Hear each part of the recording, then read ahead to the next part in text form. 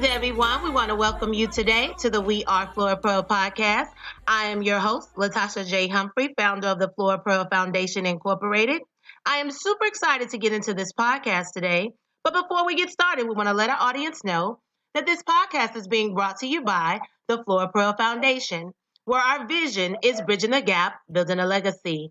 Our mission is that we are a 501c3, community-focused nonprofit mentoring organization building healthy relationships and partnerships between women and girls through education, community service, networking, unification, and career planning.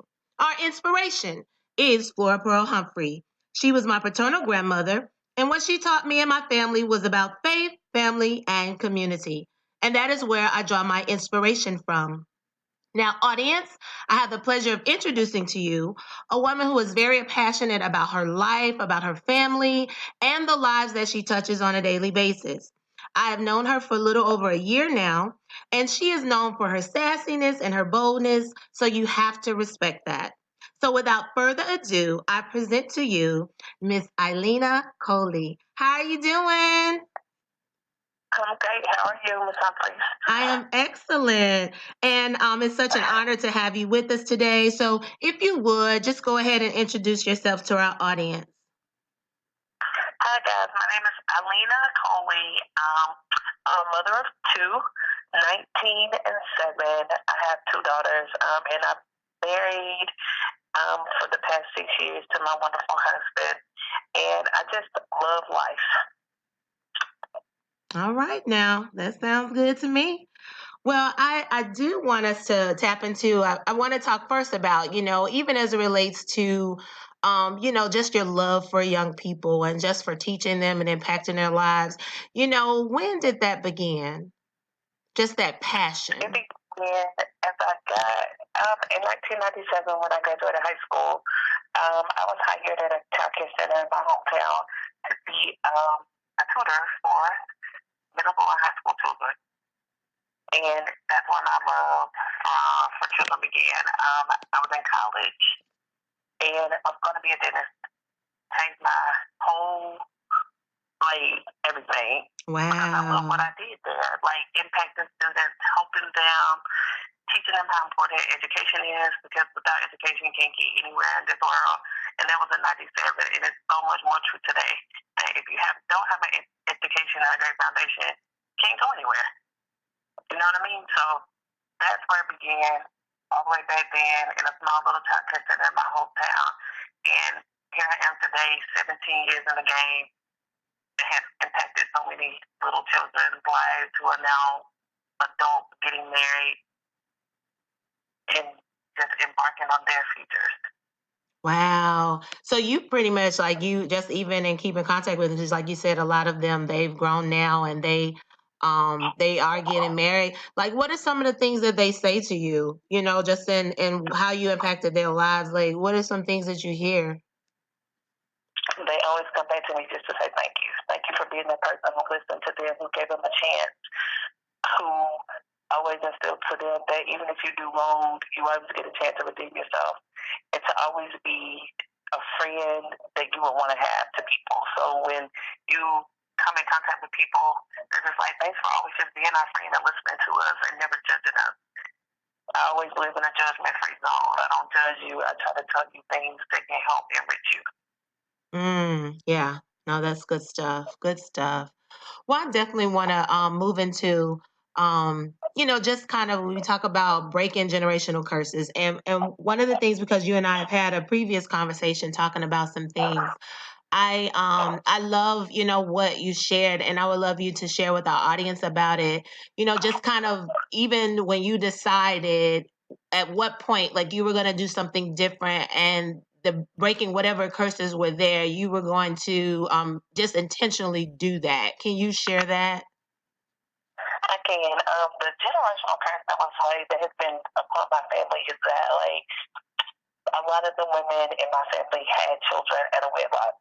They were, not married, fair for a guy, ended up having a child. And so the curse, it bypassed my mom, but it went from my grandmother to my aunt to my sister to myself. And the curse I wanted to be broken with my daughter who's 19. Go out and get your career, be successful, find the man of your dreams, and then start your family. But get your stuff together first. I don't regret having her when I did because it made me grow up, but I don't want her to have to go through those hardships that I had to face being in college, you know, not being able to do certain things that my friends were doing that were my same age because I had a child. But like I said, I don't regret it, but I don't want her to have to embark on those things because life is different than it was back in 2000. And that's just like the curse that I want to break from my family. Like, get yourself together first and then bring children into the game because it's really, really hard. And it's harder now than it was then to do it the way that I did. And the way that my grandmother did, it was harder for us coming behind her to do it when we were doing it than it was when she did it. You know what I mean? So I just want her to understand, like, it's very important, and all girls to understand, and guys too, for that matter. You know, get your life together and get on the track so that you can take care of the children, and you can get all that young folks stuff out of the system before you bring children into a situation. So that's the curse of my family that we, you know, I wanted to break, and I wanted to break through my child. So every day I'm trying to tell her, you know, how proud I am of her. Keep striving, keep doing good. Get this, get that, so that once she is to the point where she wants to have children, she's done all the fun stuff, and she's settled, and she can be a successful business person, take care of your family, and you won't have to go through all the hard struggles that I went through to get her where she is at this moment. Okay. No, that's really good. And you know, with that, what it seems to be is that as it relates to like even a support system, that when I look at, you know, and just because I've had the opportunity to interact with your girls, they really seem really grounded. And like I said, you know, even in the intro, you're very passionate, you know, about your family, and you can tell that you put in time, you know, with them. So there definitely is a support system. And I've also seen, you know, on even different field trips and stuff, like, you know, they've come along, they support, you know, your baby girl. And it just seems like you all just have this unit that's just really cool. And so when you even hear about support system, or you hear that phrase, like, what does that mean to you? It means to me in my personal life that, like, we have a village, and it includes, like, you know, my mom is a really big part of my village because if I can't be there and do for either of my girls, and my husband can't be there and do, my mom steps in and takes over the role of being the mom. Since she's retired, we got to be at work. She does it. So that's, you know, that's the support system. You need people. It doesn't have to be your family. It could be close friends that you just entrust to help you take care of your children. That you know that if something happens to you and you got to run off and do something, that these people are going to make sure that your children are safe, happy, fed, clean, all those things that make, you know, a well-rounded child, that those people that you put into their life are going to be positive role models for them. So Yeah. that's like, that's important. That's our support system. Absolutely. Yeah. And you know, I really love that. I think that is just super cool, because that's definitely what it will take. And how do you feel, you know, that we can create more effective and efficient support systems for women and girls? I just need, like, the women and girls, I think that they should surround yourself with positive people. Because if you have a support system, you want every aspect of that support system to be positive, because there's so many negative things that are already going on in the world. So supportive, positive people who have great attitudes and can enrich your child and not enrich them. Like, you want someone that can teach your child to be well-rounded. And, you know, like a go-getter attitude. You want those people to be people that can bring out the best in you and your child. So that's what I would suggest. Okay, good stuff. And I also wanted to kind of segue into the fact that you know, even as in being a woman of color, we have a program that's called the Will to Win Institute, and basically that's where we have an opportunity to reach and really touch the lives and impact the lives of women and girls in basically like middle school as well as high school. And so most recently, all of the young ladies, they were African American who they finished the program. It's a 9-month program. And being an African American woman yourself, can you share some key pearls of wisdom that you would want to give to those women and girls? I would tell them to be themselves. Be yourself. Don't change for anybody. Be yourself, but allow people to help guide you. People don't allow people to change you. Just allow people to guide you and enrich you. And then another pearl of wisdom is to not fall for the world. Stay true to yourself. And don't follow behind what the world says you should be. Don't follow behind the image. Just be true to who you are, and you'll go very far. I love it. Yeah, that's good stuff. Good stuff. Okay. Well, we're going to move into the topic of marriage. And I love to ask our guests who come on who are married, how did you know that your husband was the one? I knew, I kind of knew, right off the bat. He was a very, sweet and kind, and always, trying to do things to make me happy and make me smile. But the time that I knew that he was the one was when he first met my oldest daughter. And he would just do things for her without me even having to ask him. He just would just do it. Like, buying her book bag for school. That was the first time we ever met him. She ever met him was at Academy. And we were going to buy a book bag for back to school. We got ready to check out. And he was like, I did it. And he had just met her.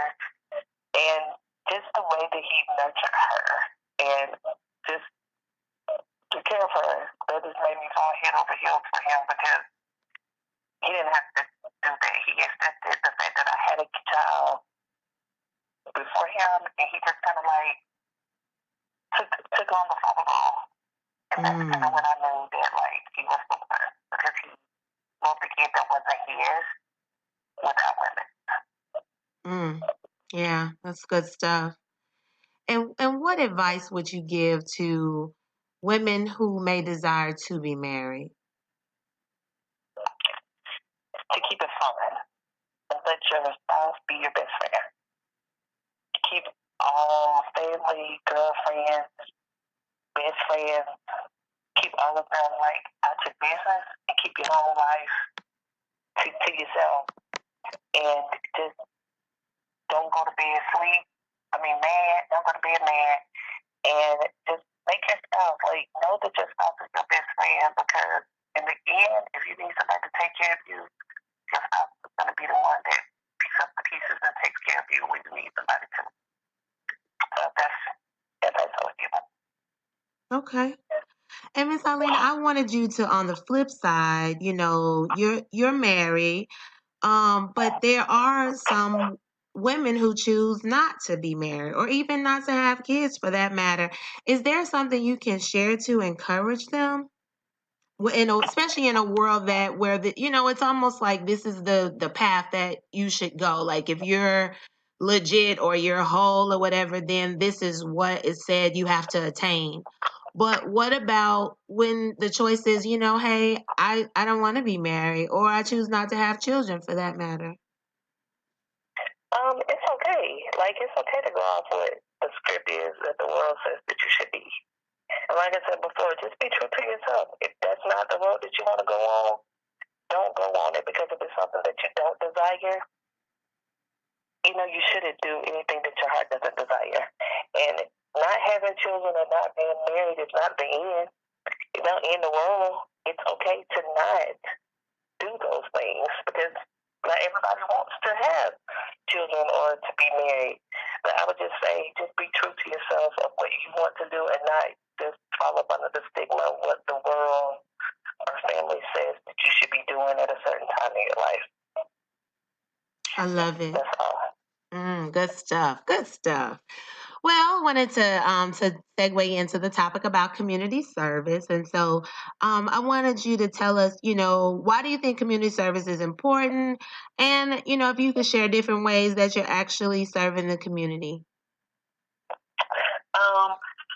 Community service is important because it shows, especially for our young people, it shows them that not everybody lives like you. Like for my kids, we feed the homeless, and it shows them that not, it's not just all people, black or white people, that are homeless. There are kids in the street that go to school with you that don't have food to eat, that's living and sleeping on a cardboard box. So it's very important so that you're giving back, and you're talking to these people, and you're letting them know, and you're giving them resources of places and people and things that can help them get out of the current situation. But it also lets kids understand that you may not have the hottest new whatever, but at least you're not living up on that bridge. You may not have, like the steak to eat for dinner, but you're not eating out of a trash can. So like you're teaching them that the service is, if you have something that you may not want, give it to somebody else who may not have it. We do every season we do a closet clean out. And people are like, you should sell those clothes. Why? Why sell them? You pay it forward by giving to other people. So I'm just learning to want to teach my girls to pay it forward. You don't always have to make money off something to get something else.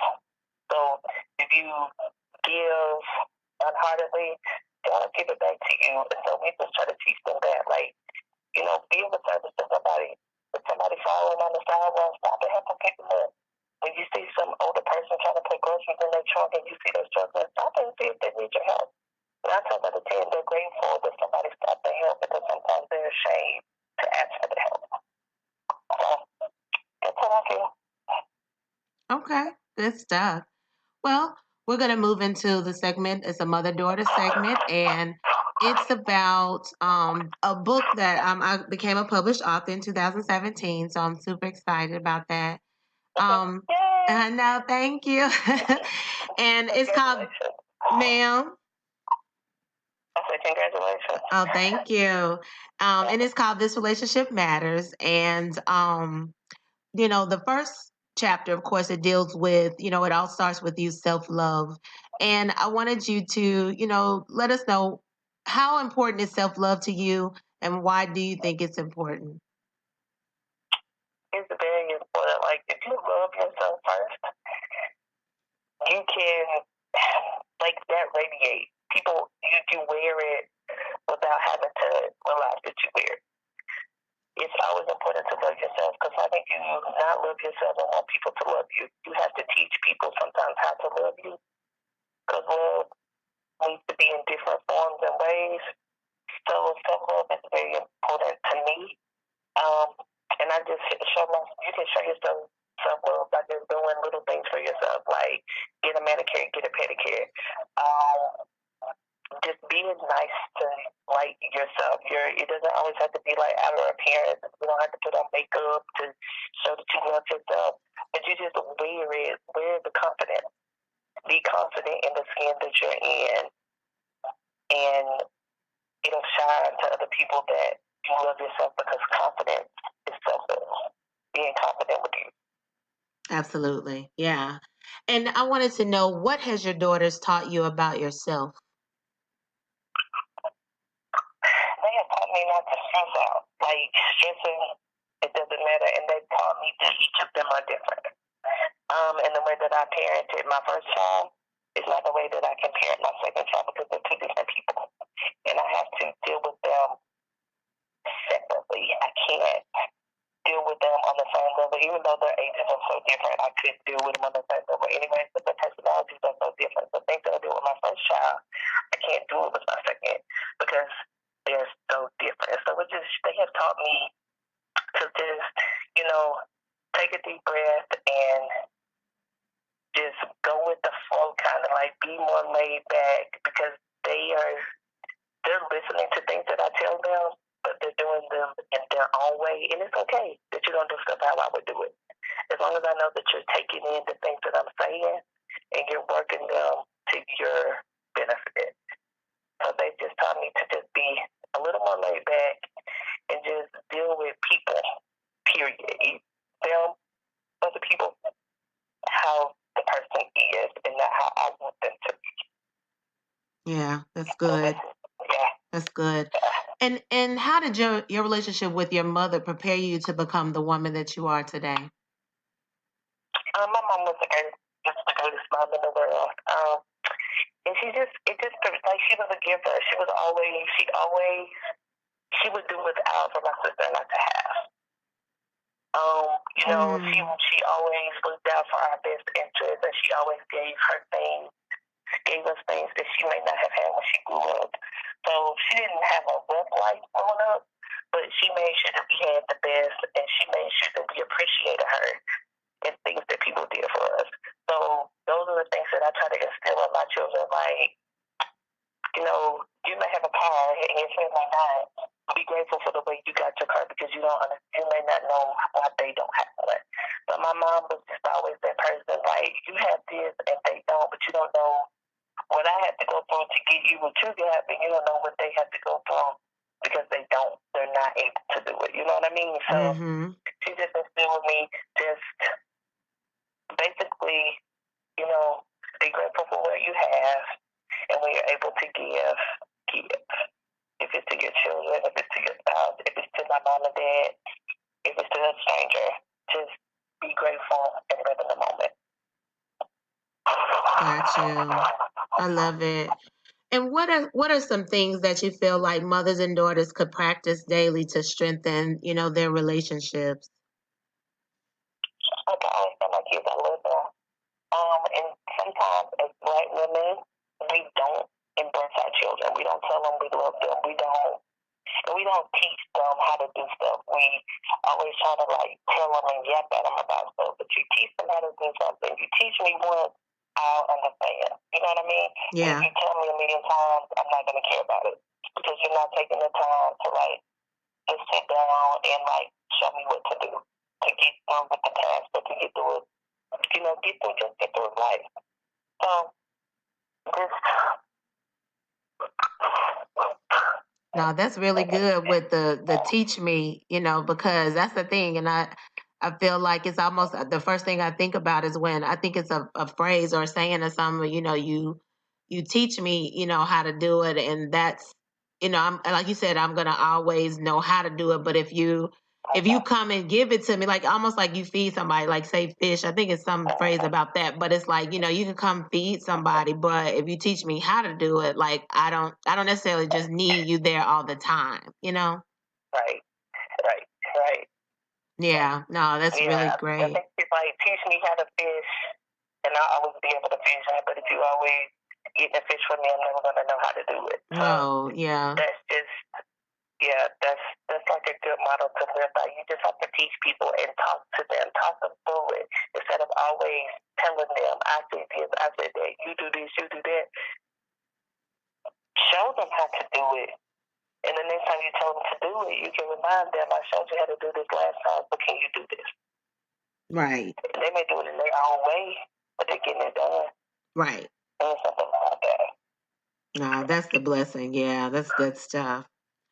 All right, lady. Well, we're going to move into a fun segment. And so this is an opportunity for the audience to get to know our guests. So are you ready?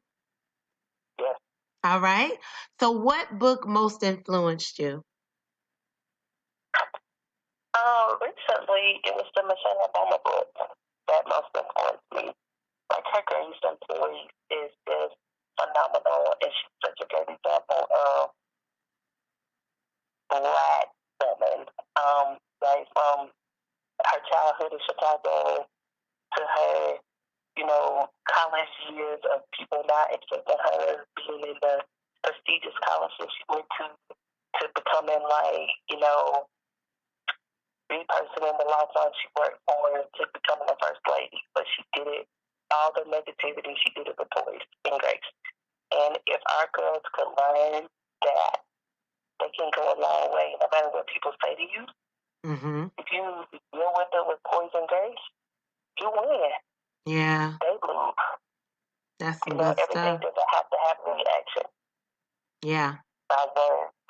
Sometimes your body language is the best reaction.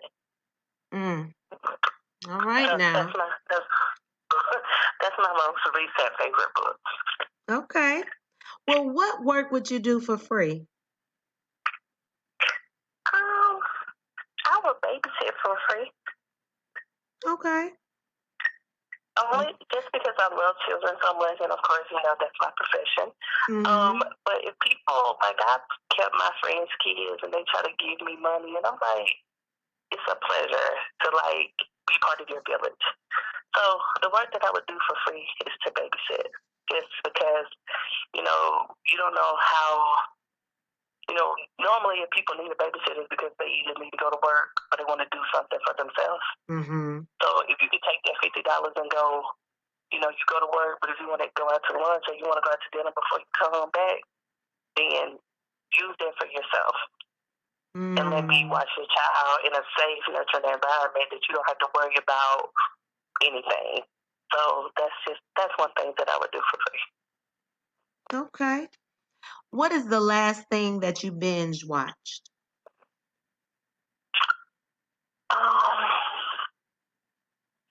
Binge watched. 911 is my favorite show, so I watched all the other seasons because it's about to come back on in September. Okay. Woo! So I had to watch all the other seasons so I could make sure that I was up to speed with what could possibly happen when the new season comes. Right. Okay. All right. What is something that every woman should try once in her lifetime? Try once in a lifetime. To have fun. Let your hair down. Don't worry about what people have to say about what you're going to do or what it is that you're doing. Just go do one thing that is just out of the ordinary for you and have fun doing that. I love it. What is a question that you wish more people would ask you?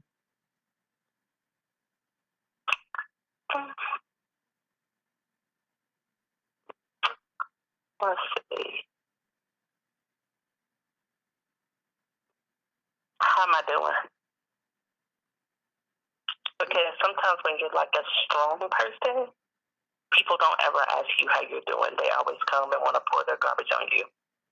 And if you already got your own garbage you're dealing with, and to listen to somebody else's garbage, it just makes your trash can more heavy. So more people to ask me how I'm doing before you come at me with your trash. Okay. Well, Miss ILLENA, I want to ask you, how are you doing? I am great. Today is a good day. Okay, look. That sounds good to me. What advice would you give to a woman with a broken heart? Take some time to get to know yourself and then get back up and keep it moving. Don't stay brokenhearted for long. But do a self-reflection first and figure out if it was you or them or if it was a combination. Work on yourself and then keep it moving. Broken hearts don't last long because there are other people who want to help you mend it. All right now. Sound good to me. Where would you like to visit if you could go anywhere? New York City. And I would take my little wild children with me. That's on our bucket list. They want to go to New York City, and it's our mission, me and my husband's mission, to get them there within the net before 2021 comes. Okay. Now, so what is something you're just looking forward to seeing? I mean, I know probably definitely Times Square, right? Right. And I think, like me, it's just to go and just see them happy. But I think they want to be on the Today Show. Oh, wow. Okay. That's what's up. Look. You step outside with your little poster, like where you from, so that they can, you gotta have the flashy poster. I think that's what they want to do. So whatever they want to do when we get there, right, and you just see them happy it's like I don't have to do anything. As long as they're smiling and they're happy, that can make me check off my bucket list. I love it. Good stuff. Awesome. Okay. Well, we want to move into our faith segment, and this definitely is an opportunity for our guests to share a time when their faith has been tested and how you came through it. And it's to help encourage others. Well, my faith was tested like 11 years ago. I was diagnosed with multiple sclerosis. And the stigma in my mind was, oh my God, I'm going to be in a wheelchair. I'm going to be on a cane. I ain't going to be able to take care of myself. Who's going to take care of my child? And I overcame it through prayer. Every day I got up, I just, pray to the Lord. Thank you for letting my feet hit the floor today and be able to walk and go take a shower. Every day I came home, I was like, thank God that I didn't fall and let me be able to teach the little children that were in my care. And I can make it home to cook dinner and to take care of my child. So, like, every day that I get up and I can take care of myself and my kids and my husband, it's a good day for me. Okay. Yeah. Oh, that's good stuff.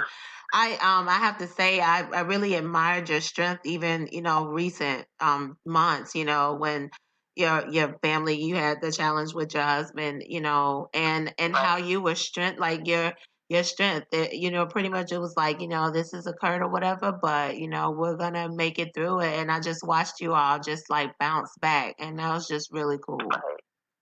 Because when like I said, like if you're married and if your husband's your best friend, like he is my best friend. Like, so I take my vows seriously. Yeah. They said the death and sickness and the health. He was sick. Yeah. And it was not having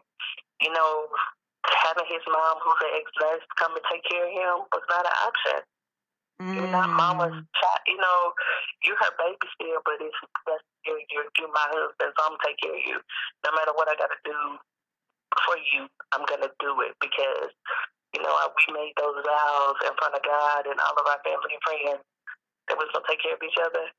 And I just it just came first nature to me to make sure my kids were situated, go take care of him, go back home and make sure they ate and took a shower and went to bed, and we got up in the morning and did the same thing over again for almost 2 months. Yeah. But it gave him the motivation to know that we were going to be there every day to help him do whatever he had to do. And then some days, like my kids went while I was at work to make sure that he was good. Mm-hmm. You know what I mean? Like I was out of town a couple of days during that time, and they went to the hospital and helped him. Him seeing their faces when he was doing physical therapy was his motivation to get better. So, like, we just all did it as a team, and now he's back at work and doing all the things that he did before. He got little, aches and pains, but he's still here. So, yeah. Do what you got to do with no regrets. You know what I'm saying? I don't regret it. If the shoe was on the other foot, he would do the same thing for me. Mm-hmm. So it was not without hesitation. It was without hesitation that, you put your best foot forward. It was tiresome. But every day, like I said, I prayed for God to give me the strength to get up and do it again the next day. Yeah. No, that. Here we are. I know. No, that was really to be admired to actually see it, because you hear about different stuff and people say it, but it is something when you actually see it. Right. And and not, I mean, of course, like I said, we've known each other a little over a year, but it still was like, to really witness that and say, they're really living up to what they have committed to do, even as a family, as a unit. And I mean, I know, you all have challenges here and there. I mean, just like anyone, and that's with any family, period. But it's still like, the commitment that we made, like, this is what we're doing. And that part of the whole, like you said, till death do us part, and that I'm committed to, this occur and but this how we about to do this. You know what I mean? Right. My kids is about to get married, and I always tell her that, like, marriage is fun, and you have to keep it fun. But always remember that's your best friend, and you should take care of him, and he should do the same to you without hesitation. And I tell her that all the time, every day. She be like, girl, I don't know. Oh, no, this is stressful. I said, the planning part is stressful because that's for sure. You better. Look. You know what I'm saying? It's stressful because you want to make it perfect for everybody else because you ain't even going to be able to enjoy it. You're making this perfect for other people. But once it's over, who's going to be in your corner when you sick and you got a headache and you can't do or you just don't feel like doing, you can't go to the doctor and get medicine for yourself, or you need some chicken soup because you got a cold or the flu. Who's going to be there for you? It's not all those people that were there at your wedding. It's going to be him. You know what I mean? And I tell her that all the time. So Saturday we were able to hang out with them a little bit. Yeah, my husband told her the same thing. And she was like, okay, yeah, I even talked about this. And he was like, well, she didn't know I was going to say anything to you. I said, that's confirmation that, two imperfect people who try to make it perfect. And that's just what we do every day. We try to, you know what I'm saying, just treat folks how we want to be treated. Teach our children that, our oldest daughter's in college. You don't need a guy to tell you that you're beautiful because your dad and your mom tell you all the time. Right. Don't fall for the hype because you know that you're beautiful, so you don't need to fall for somebody telling you that. Say, yeah, I know, and you keep it moving. Because 9 times out of 10, they're just saying that to want something. You know what I mean? So that's just how we live our life, trying to be just 30 days at a time, one day at a time, and taking what's going our way and handling it with grace and prayer. That's beautiful. Yeah, thank you so much for sharing that. That's awesome. Okay, lady, well, we're going to move into our closing segment. It's called Matters of the Heart Moment. And if you had the opportunity to speak to your younger self, what would you say to her? Oh, my gosh. My younger self.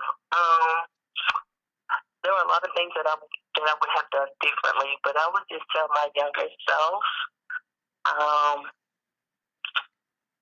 to not have been so free with friendships. And I mean by that is that listening to think that everybody that you, like my grandma used to say, everybody you run with ain't your friend. Them just people. And you just not listening to those words. And now that I'm older and things have happened, I realize what she meant by that. Okay. So I would just tell my younger self to not be so quick to call somebody your friend. Okay. Because they were not your friends. These were just people that were using you to go along, to travel along their own life. And you know what I mean? By any means necessary. So that's what I would tell my younger self. Okay. And what motivates you? What motivates me? Life motivates me. People motivate me. To be able to impact somebody, to make a mark on life, to call someone who can remember something that I said in passing to them, just like in our office building. You say, good morning to somebody that dress looks nice on you. And then, 3 days later, they come back and say, thank you for, your compliment you gave me 3 days ago because I was having a really rough day because, I'm about to get a divorce or something. You know what I'm saying? So, people motivate me because you never know what somebody's going to go through, and life motivates me because you never know what circle of life is going to take you in, but you just got to be prayed up to enjoy the ride and know that whatever happens to you, God has your best interest at heart.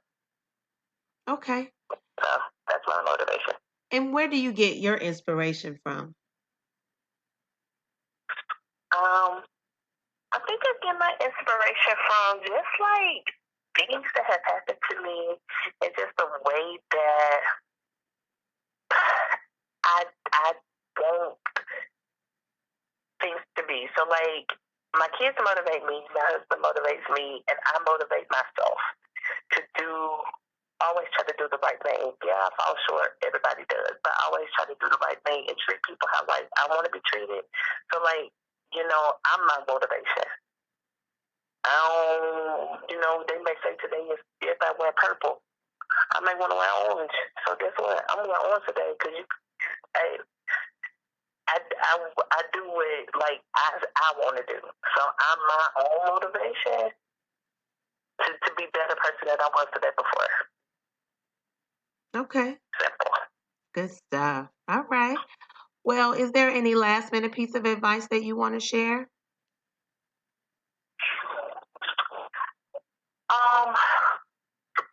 Piece of advice I would like to share would be to be true to yourself. And that's it. Whatever yourself is, be true to that. Don't let anyone change you. People may not like you, but that's okay, because if everybody was the same, the world would be boring. So just be true to yourself. I love that. I know we had another guest. She used the phrase "rock that." She said she talks to teenagers a lot of times, and she tell them however whatever rock that, like rock it how you want to rock it. So it's like similar. It reminded me just like be true to you, like whatever that is. You know what I mean? Like don't allow somebody, like you said, somebody else to come in and tell you something different. If this is you and that's your truth, that's your truth. And that's what I was saying, even in the intro when I was saying, your sassiness and boldness, you don't have to necessarily agree with everything, but it's to respect it. You know what I mean? Like if you're like, hey, this is how I feel, I don't think you're necessarily looking for an amen corner. It's like this is how I feel. And that means definitely not to try to disrespect anyone, but it's kind of like this is where I'm at, and this is me. So yeah. And I'm going to always, like I was able to be a spokesperson for, at work for all of our whole child care department. Mm-hmm. I'm going to speak the truth, and I'm going to get our point across, because I want to be the person that, like, fairness. That's all people want in this world, is things to be fair. And if I can't be, or I have to be the voice that makes you understand how unfair something is, or how people are not being treated like other people, then I'll be that voice. But I'm going to always try to speak the truth that's behind it, and not the untruth or the bias side. I want to always be truthful. Yeah. And you know what I mean? So that's why I say be true to yourself, because only you know you. It's up to you to let other people know you. Absolutely. Well, I love it. Well, Miss ILLENA, we want to thank you so much for being with us today and just sharing. And so I really appreciate you for being here. Oh, you're welcome. Anytime. I appreciate the opportunity. Thank you. You're welcome. All right. Have a good night. All right. And our goal at the Flora Pearl Foundation is to always be a blessing to all of those that we come in contact with by operating with the spirit of excellence. We want to thank you all so much for listening today. And you can visit our website at www.florapearlfoundation.org. We look forward to talking with you all soon. Keep shining.